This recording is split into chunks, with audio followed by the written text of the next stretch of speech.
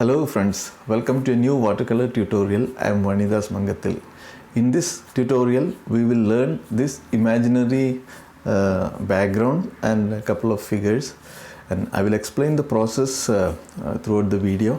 If you have any doubt, you can ask me the questions, and if you haven't subscribed to my channel, please do subscribe and press the bell notification icon.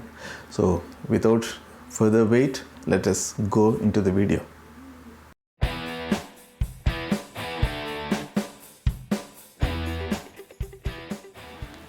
Okay, here I am using a cold pressed watercolor paper, 300 GSM approximately.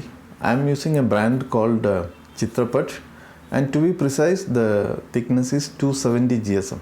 But you can take a cold pressed 300 GSM watercolor paper for this. I am making an imaginary sketch. Maybe a guy is selling something, and there is something displayed in front of him, and he is selling something. That is the very basic starting idea, and there is a kind of roofing shade under him.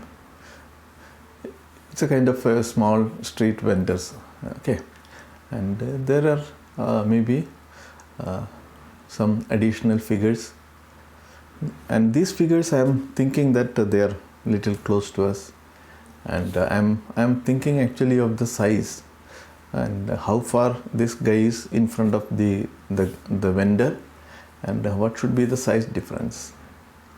And I think this much tall and this much the size could be approximately this much, okay. And see the size when you draw multiple people, and the placement of the figure and their size relationship, they are much more important than the actual features, all right, because these are tiny figures and we don't need too much of details about the features, okay. So, but the proportion and the overall suggestion of the pose, what they are doing, that is more important. I think this simple drawing is sufficient for me, and I am making a very simple wet on wet background for this. I am using a 2-inch flat synthetic brush and wetting the paper, and I am wetting all over the places except for those figures, because I wanted to make those figures colorful, and rest everything I wanted to make it as vague or not very well defined. Okay, make it wet throughout, okay, and wait for a few seconds, okay. Let the paper get little soaked, and by the time we can mix the colors. And for the background, I am using a mix of Paynes gray and little bit of blue, cobalt blue, and a touch of red, maybe Paynes gray and a touch of purple, you could say. And I'm just making a flat sort of wash, and let the things merge. At some places I am making it slightly darker wash, and at some places I am making it lighter. But I mean, primarily as it comes towards the center area, I am making the things little darker and leaving the figures. Rest every place I am sort of applying the wash, so that we get white paper whites left out for the figures, okay. Why I am leaving it that way is, whenever I apply bright colors later, I am planning to apply bright colors for the figures. When I apply the bright colors later, they will get good vibrancy, okay. And for the bottom of the the foreground area, I am making it little darker so that we get some sense of depth, okay. Yeah, I think still I am using the big brush. Try to practice with big brushes, okay. If you can get control with the help of big brushes, then that will improve a lot of your confidence. Your confidence will get improved, and your work will get much smoother, okay, bold and smooth and simplified. This could be the vertical brushwork that I am doing, that the objective is to suggest some tall buildings in the background, so that the viewer will get a feel that it is some sort of a city in the background. These are not very clear. It will dry very light, but still there will be some kind of a sense that there is a city behind. Okay, right. I think this is reading okay.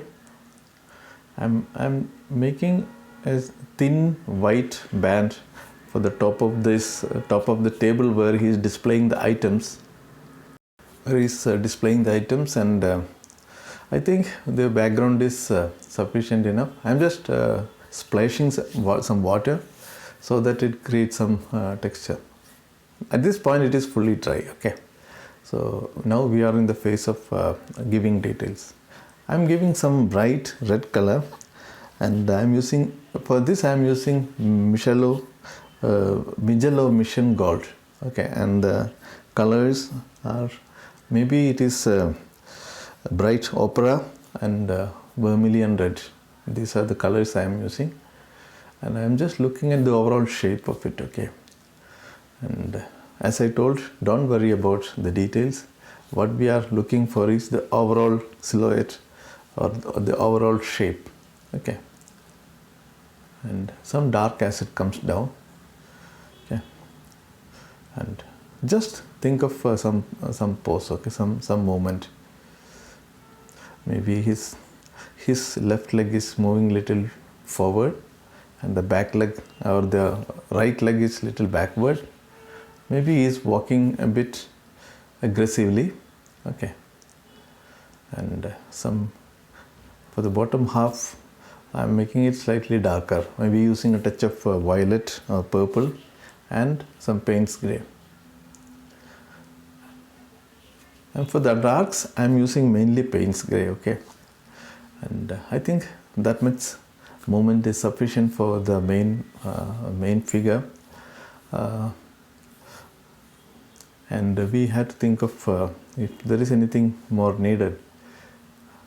Okay, I think we'll have to go for the next figure now, and here I am using Cobalt Turquoise as the color for the dress and top portion.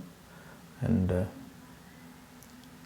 since we have left the white earlier, we are getting some good amount of vibrancy for the colors. Okay, if the wash was throughout, I mean without any paper whites left, the color would have been slightly less vibrant, right?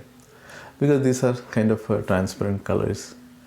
And this figure is also kind of walking. I think this is good enough, and some dark color for the top of the head. See, the general approach for these figures is, giving them shape for the upper body or the upper torso, and then some darker things for the lower torso and the limbs, the legs, and for the exposed body part, I will give orange color later. Here I am using some purple violet color and Paynes grey for this guy. This guy is not very much forward. In the foreground. Is slightly in the mid-down sort of thing. So I am not using that much vibrant colors, but I am using vibrant colors for the displayed item that he is probably selling.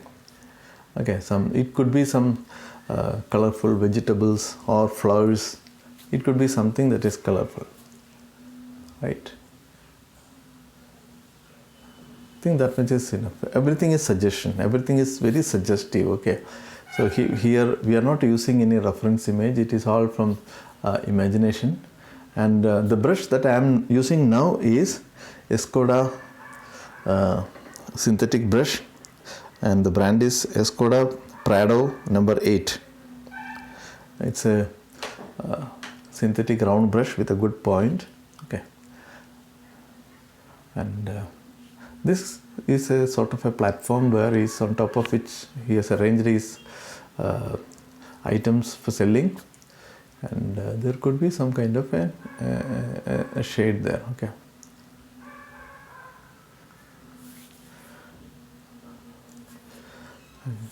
That's I'm just thinking what next. Okay, we will do this kind of the shelter or the shade above, and once we do that, I think we may need little bit of touches here and there to call it as done, right? Okay, I think I need some Paynes gray and sort of purple. Mainly it is Paynes gray color, and I'm just making a kind of a shade there.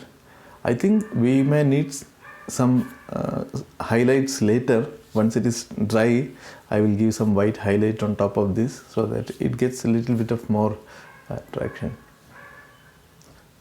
Some touches of warm colors to make that area a little interesting. I think that will help. Little bit of a warmer color there to make it little more interesting. All right, I think let it bleed. Whatever bleeding is happening, let it bleed and let it create some interest. And I'm making some orange. This is an orange watercolors directly from the tube. It is little thicker in consistency. Okay, so if you are finding these videos useful and if you are finding something to learn from this, please subscribe and press the bell notification. I will be releasing more videos every week. If you have any questions or comments, please write them in the comment box below. I will surely consider your suggestions and I will surely try to answer your questions. Okay, please do put your comments and questions, suggestions in the comment box below. That will also help me to reach this video. Take this video to a wider audience. Right. These are, as I told, permanent orange picked up directly from the tube. We are pretty much done now. Okay, we may need some shadows. I think I'm not happy with his right hand, so I'm covering it with sort of a bag or so that see, these are some ideas that you can use for covering your minor mistakes. I wouldn't usually worry too much about the mistakes, but you can, if you think something is not right, you can think of ideas to cover that up. I'm not happy with the hand now. I think I will have to do something to subside that hand of the second person. Okay, now I'm using thick white watercolors directly from the tube, and that kind of highlight on the top of the head and the shoulder, it gives a lot of contrast to the bodies, to the figures, and it really pops the figures, and it really takes the attention of the viewer. I think, yeah, this much of highlighting is enough. This touch of white, you should be very careful. You should do it with utmost care. It is very easy to overdo it, so try to avoid overdoing it. Some shadows now will finish it, I think. So I'm just thinking of the direction of the shadow. This is a purple sort of a color, and I'm thinking the light is coming from the right side of the image, so the shadow will be cast on the left side.